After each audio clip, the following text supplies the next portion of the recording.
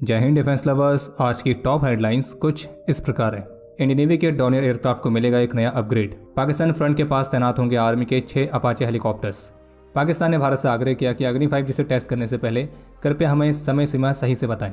भारत ने CAA पर America की स्टेटमेंट को बताया अनुचित। और राजस्थान पुलिस की इंटेलिजेंस विंग ने पकड़ा पाकिस्तानी इंटेलिजेंस एजेंसीज के लिए जासूसी करने वाला एक और जासूस।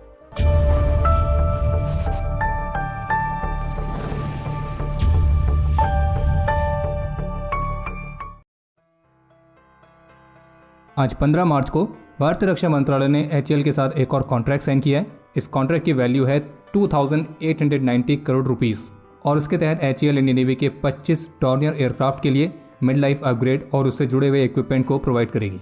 और डॉनियर एयरक्राफ्ट के इस मिड लाइफ अपग्रेड में इन एयरक्राफ्ट को अत्याधुनिक एवियोनिक सिस्टम्स और प्राइमरी रोल सेंसर से अपग्रेड किया जाएगा, जो कि maritime surveillance, coastal surveillance, electronic intelligence, maritime domain awareness, तो इस तरह के प्राइमरी रोल्स को परफॉर्म करने में इंडियन नेवी की ऑपरेशनल कैपेबिलिटी को बढ़ाएंगे। और इतने नहीं बल्कि इस अपग्रेड के बाद जो इंडियन नेवी के डॉनियर एयरक्राफ्ट हैं तो वो search and rescue, medical casualty evacuation, communication link, तो इस तरह के सेकेंडरी रोल्स में भी इस्तेमाल किए जा सकेंगे। बाकी इस पूरी परियोजना को 6.5 ईयर्स के टाइम पीरियड में एग्जीक्यूट किया जाएगा और इस दौरान 1.8 लाख मैन डेज की एम्प्लॉयमेंट जनरेट होगी। और इस अपग्रेड के लिए जो भी प्रमुख सिस्टम्स और इक्विपमेंट्स चाहिए होंगे तो उन्हें भारत की कंपनी से ही स्वदेशी तौर पर सोर्स किया जाएगा। बाकी इसके अलावा जैसे कि तय था, आज 15 मार्च को जोधपुर में इंडियन आर्मी ने अपनी पहली अपाचे अटैक हेलीकॉप्टर्स के स्क्वाड्रन को रेस कर दिया है। और पाकिस्तान फ्रंट के पास रेस की गई इंडियन आर्मी के इस अपाचे अटैक हेलीकॉप्टर्स की पहली स्क्वाड्रन में टोटल 6 हेलीकॉप्टर शामिल रहेंगे। और हेलीकॉप्टर्स के लिए पहले बैच की जो डिलीवरी है वो इस वर्ष मई के महीने से शुरू होगी। और ऑफिशियल्स का ये कहना है कि ऑनगोइंग ग्लोबल सिक्योरिटी सिचुएशन के चलते इन हेलीकॉप्टर्स की डिलीवरी में थोड़ा सा डिले हुआ था, लेकिन अब ये परियोजना अपने ट्रैक पर है। बाकी मई के महीने में ये जो अपाचे अटैक हेलीकॉप्टर्स हैं, जिन्हें टैंक्स इन द एयर के तौर पर भी जाना जाता है, तो ये पहले इंडियन एयरफोर्स के हिंडन एयरफोर्स स्टेशन में लैंड करेंगे। फिर वहाँ से वे जोधपुर में स्थित आर्मी के इस पहले अपाचे हेलीकॉप्टर्स के स्क्वाड्रन में डिप्लॉय किए जाएंगे। बाकी अगर आपको अपाचे अटैक हेलीकॉप्टर्स की एक डेडिकेटेड वीडियो चाहिए तो आप कमेंट में लिखिए येस और वीडियो को करिए लाइक। अगर 15,000 का लाइक टारगेट पूरा होता है तो हम इस पर एक स्पेशल वीडियो जरूर लेकर आएंगे। 11 मार्च को भारत ने मिशन दिव्यास्त्र के तहत MIRV टेक्नोलॉजी के साथ पहली बार अग्नि 5 मिसाइल का सफलतापूर्वक परीक्षण किया था। यानी कि इस परीक्षण को हुए 4 दिन हो चुके हैं और आज 5वां दिन है। लेकिन इंटरेस्टिंग बात यह है कि 4 दिन पहले टेस्ट हुई अग्नि 5 की जो अग्नि है तो वो अभी भी कईयों की जला रही है। पहले अमेरिका के टॉप साइंटिस्ट ने इस पर अपनी चिंता जताई, फिर ब्रिटेन के भी डिफेंस एनालिस्ट ने इस पर अपनी चिंता जताई। लेकिन हमें इस तरह के टेस्ट में सबसे पहले उम्मीद जिससे रहती है तो उसकी तरफ से ऐसा कुछ देखने को नहीं मिला था। अभी तक तो आप समझ गए होंगे हम किसकी बात कर रहे हैं। हम बात कर रहे हैं हमारे निकम्मे पड़ोसी पाकिस्तान की।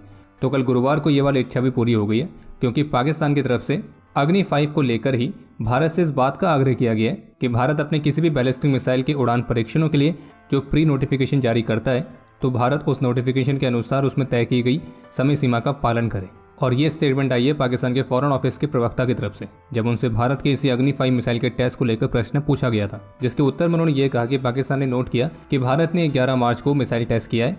हालांकि भारत ने मिसाइल टेस्ट के बारे में पाकिस्तान को एडवांस में नोटिफिकेशन शेयर किया था, लेकिन भारत ने बैलिस्टिक मिसाइल की फ्लाइट टेस्टिंग के प्री नोटिफिकेशन में एग्रीमेंट के आर्टिकल 2 के मुताबिक उसमें निर्धारित की गई 3 दिन की समय सीमा का पालन नहीं किया।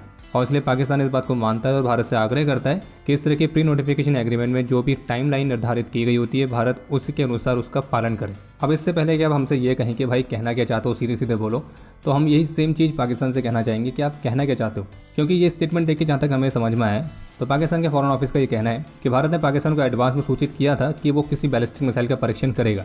लेकिन पाकिस्तान ये कह रहा है कि इस सूचना में जो टाइमलाइन दी गई थी कि इस बीच हम टेस्ट करेंगे, तो शायद भारत ने उस टाइमलाइन के अलग ये टेस्ट किया है। और हाँ, बाकी एक बात और याद दिलाना चाहेंगे कि इस अग्नि 5 के परीक्षण से एक दिन पहले बे ऑफ बंगाल वाले रीजन में चीन की रिसर्च कम स्पाई वेसल का एंटर होना, तो इसको अगर आप अभी भी एक कोइंसिडेंस समझ रहे हैं तो फिर तो आप काफ़ी गलत हैं।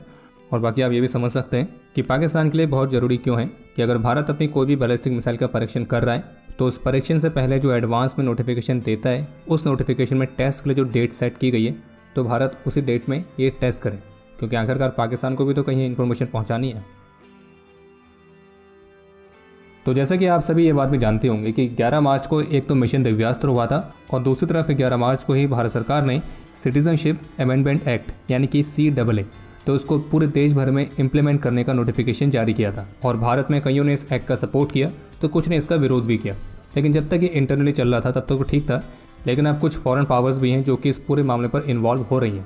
और जिसमें से एक बड़ा नाम है अमेरिका का। तो अमेरिका के स्टेट डिपार्टमेंट की तरफ से भारत के CAA वाले एक्ट को लेकर इसमें चिंता जताई गई है, और जिसमें US स्टेट डिपार्टमेंट का ये कहना था कि धार्मिक स्वतंत्रता का सम्मान और सभी समुदायों के लिए कानून के तहत समान व्यवहार एक मौलिक लोकतांत्रिक सिद्धांत है। बाकी उन्होंने कहना था कि वे इस एक्ट को काफ़ी क्लोजली मॉनिटर कर रहे हैं और वो ये देखेंगे कि इसे कैसे इंप्लीमेंट किया जाता है। और US स्टेट डिपार्टमेंट की तरफ से जो प्रतिक्रिया है ये एक प्रश्न के उत्तर में थी, और प्रश्न कुछ इस तरह से था कि जो CAA एक्ट है इसमें इस्लाम वाले रिलीजन को छोड़ के बाकी सबको नागरिकता देने की बात इसमें की गई है, और इसलिए US स्टेट डिपार्टमेंट ने कहा कि वे इस एक्ट को लेकर काफ़ी कंसर्न है। तो अब US के इस कमेंट पर भारतीय विदेश मंत्रालय के प्रवक्ता की तरफ से भी ऑफिशियल कमेंट आ चुका है, जिसमें भारतीय विदेश मंत्रालय का साफ कहना है कि CAA के इम्प्लीमेंटेशन को लेकर US की जो स्टेटमेंट है वो मिसप्लेस्ड है, मिस इन्फॉर्म्ड है और अनवारंटेड है, यानी कि गलत और अनुचित है। और तो और भारत की तरफ से ये भी स्पष्ट कर दिया गया है कि भारत उन लोगों के लेक्चर्स की कोई परवाह नहीं करता है जिनके पास बहुलवादी परंपराओं की बहुत ही सीमित समझ है। बाकी भारतीय विदेश मंत्रालय के प्रवक्ता का ये भी कहना था कि ये जो एक्ट है तो ये अफगानिस्तान, पाकिस्तान और बांग्लादेश में सताई गई माइनॉरिटीज़ जिनमें हिंदू, सिख, बुद्धिस्ट, पारसी और क्रिश्चियन आते हैं, तो इन कम्युनिटीज़ को भारत में एक सेफ हेवन देगा। और यहाँ पे उन माइनॉरिटीज़ की बात की जा रही है जो कि 31 दिसंबर 2014 से पहले ऑलरेडी भारत में आ चुके हैं। और ये भी क्लियर किया गया कि CAA एक सिटीजनशिप देने वाला एक्ट है, ना कि लेने वाला। और ये बात इसलिए भी क्लियर की गई है क्योंकि इंटरनेशनल मीडिया में एक्ट को लेकर कई सारे anti India propaganda, anti India narratives भी रन किए जा रहे हैं, और जिन सब का प्रमुख उद्देश्य है भारत की इंटरनल पीस को डिस्टर्ब करना। और विदेश मंत्रालय ने यह भी स्पष्ट किया है कि भारत का संविधान अपने सभी नागरिकों को धार्मिक स्वतंत्रता की गारंटी देता है और माइनॉरिटीज़ के लिए चिंता का कोई भी आधार नहीं है। यानी कि भारत ने स्पष्ट कर दिया कि CAA भारत का आंतरिक मामला है और इस पर कोई और देश की कमेंट की रिक्वायरमेंट नहीं है। और अभी तो हमें हमारे विदेश मंत्री डॉक्टर एस जयशंकर की स्टेटमेंट का काफ़ी ज़्यादा इंतजार है। बाकी अमेरिका की तरफ से जो इतना सारा ज्ञान भारत को CAA पर दिया जा रहा है, तो बता दें कि अमेरिका के एक कानून है मॉन्ग वेटरन्स नेचुरलाइजेशन एक्ट ऑफ 2000, जिसके तहत वियतनाम युद्ध के दौरान अमेरिका के साथ लड़ने वाले कुछ मॉन्ग वेटरन्स को अमेरिका की नागरिकता प्रदान की गई थी। यानी कि आसान शब्दों में कहने का मतलब ये है कि ये भी अमेरिका के एक कानून है जहाँ पे स्पेसिफिक कैटेगरी के लोगों को अमेरिका ने नागरिकता दी थी। और ये एक मामला भी आपको बताया गया, बल्कि ऐसे बहुत सारे मामले हैं। तो इसलिए अमेरिका के जो उस पर चिंता व्यक्त करना कि CAA के तहत इस्लाम को हटा के बाकी सभी माइनॉरिटीज़ को नागरिकता देने की बात की गई है, तो उस पर चिंता करने वाली कोई बात है नहीं। बाकी जो ये CAA है ये भारत की समावेशी परंपराओं और मानवाधिकारों के प्रति हमारी दीर्घकालिक प्रतिबद्धता के अनुरूप है। और बाकी अगर आप में से किसी को ऐसा लग रहा है कि इस वाले न्यूज़ को कवर करके हम किसी एक पर्टिकुलर पॉलिटिकल पार्टी के पक्ष में बोल रहे हैं या हम किसी तरह का पक्षपात कर रहे हैं, तो ऐसा बिल्कुल भी नहीं है। बल्कि हम इस न्यूज़ को कवर इसलिए कर रहे हैं क्योंकि अभी ये केवल इंटरनल मैटर नहीं है, बल्कि इसके नाम पर एंटी इंडिया प्रोपेगेंडा रन करने की कोशिश की जा रही है, इंटरनल पीस को डिस्टर्ब करने की कोशिश की जा रही है, और जो कि घूम फिर के भारत की नेशनल सिक्योरिटी पर ही आता है। और जब बात कंट्री की आती है तो फिर आप समझ सकते हैं कि कंट्री से ऊपर कुछ नहीं होता है। मोजाम्बिक से UAE के रास्ते पर एक बांग्लादेशी फ्लैग के साथ मर्चेंट वेसल जिसका नाम था अब्दुल्ला, तो समुद्री लुटेरों द्वारा इस पर हमला करके इसको हाईजैक करने का प्रयास किया गया था। और फिर इसी हमले के रिस्पॉन्स में इंडियन नेवी ने तेजी से अपनी मिशन डिप्लॉयड वॉरशिप्स और बाकी के एसेट्स को डाइवर्ट किया, जिसमें पहले इंडियन नेवी ने अपने long range maritime petrol aircraft की मदद से 12 मार्च की शाम को इस मर्चेंट वेसल की लोकेशन को डिटेक्ट किया। फिर जिसके बाद शिप के क्रू मेंबर्स का स्टेटस जानने के लिए इनके साथ कम्युनिकेशन एस्टेब्लिश करने का भी प्रयास किया गया, लेकिन शिप की तरफ से कोई भी रिस्पॉन्स रिसीव नहीं हुआ। फिर जिसके बाद इंडियन नेवी ने अपने मैरीटाइम सिक्योरिटी ऑपरेशंस वाले मिशन डिप्लॉयड वॉरशिप को इस लोकेशन की तरफ डाइवर्ट किया।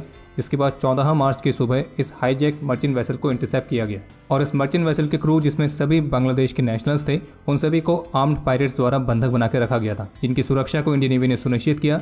अपनी वॉरशिप को इस मर्चेंट वेसल के करीब तब तक रखा जब तक कि वो वेसल सोमालिया के टेरिटोरियल वाटर्स में नहीं पहुंच गई। और इस मिशन में जो इंडियन नेवी की वॉरशिप इस्तेमाल हुई थी वो थी INS तरकश, जो कि एक मल्टी रोल फ्रिगेट है। आज भारतीय रक्षा मंत्री श्री राजनाथ सिंह ने दिल्ली कैंट में स्थित इंडियन नेवी के न्यूली कंस्ट्रक्टेड हेडक्वार्टर्स नौसेना भवन का उद्घाटन किया है। और दिल्ली में स्थित ये इंडियन नेवी का पहला इंडिपेंडेंट हेडक्वार्टर है, जबकि इससे पहले जो नेवी है वो 13 अलग अलग लोकेशन से ऑपरेट करती थी। इसके अलावा एक अपडेट यह है कि राजस्थान के श्रीगंगानगर डिस्ट्रिक्ट से राजस्थान पुलिस ने एक व्यक्ति को गिरफ्तार किया है और इस पर आरोप है कि पाकिस्तान की इंटेलिजेंस एजेंसीज की फीमेल हैंडलर को इंडियन आर्मी की कुछ स्ट्रेटेजिक इन्फॉर्मेशन को शेयर कर रहा था और आर्मी पर जासूसी भी कर रहा था। इस व्यक्ति की पहचान आनंद राज सिंह के तौर पर हुई है और ये केवल 22 वर्ष का है और इसे कल गुरुवार को गिरफ्तार किया गया था।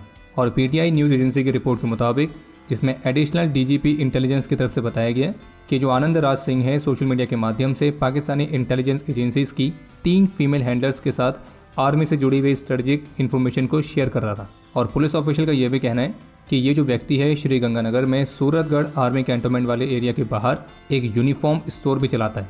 हालांकि कुछ समय पहले इसने अपनी शॉप बंद कर दी थी। और फिर वो किसी फैक्ट्री में काम करने लगा था। लेकिन इसी टाइम पीरियड के दौरान वो पाकिस्तान की इंटेलिजेंस एजेंसीज की फीमेल हैंडलर्स के साथ टच में भी था और इसे आर्मी से जुड़ी हुई कॉन्फिडेंशियल इन्फॉर्मेशन इसके सोर्सेज से प्राप्त हो रही थी। और जबकि इस आरोपी ने उन पाकिस्तानी इंटेलिजेंस ऑपरेटिव से इस इन्फॉर्मेशन को शेयर करने के बदले पैसे भी मांगे थे। बाकी एडीजीपी की तरफ से इन्फॉर्म किया गया कि राजस्थान पुलिस की जो इंटेलिजेंस विंग है तो पाकिस्तान की इंटेलिजेंस एजेंसीज द्वारा कंडक्ट किए जाने वाली इस तरह की जासूसी वाली गतिविधियों को लगातार मॉनिटर करते रहती है। बाकी इन सब में सबसे चिंता वाली बात यह है कि इस आनंद राज सिंह के ऐसे कौन से सोर्सेस हैं जो कि इसको आर्मी की कॉन्फिडेंशियल इन्फॉर्मेशन ला के दे रहे थे, और उन सोर्सेस का पकड़ा जाना बेहद जरूरी है। बाकी अब समय है आज के इतिहास का।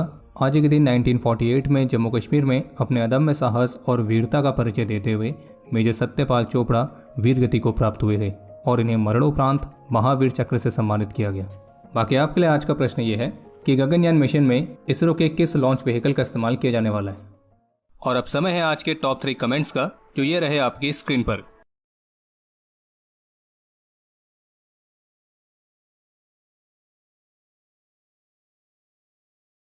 तो हमारे आज के इस एपिसोड के लिए इतना ही। उम्मीद है आपको एपिसोड पसंद आया होगा।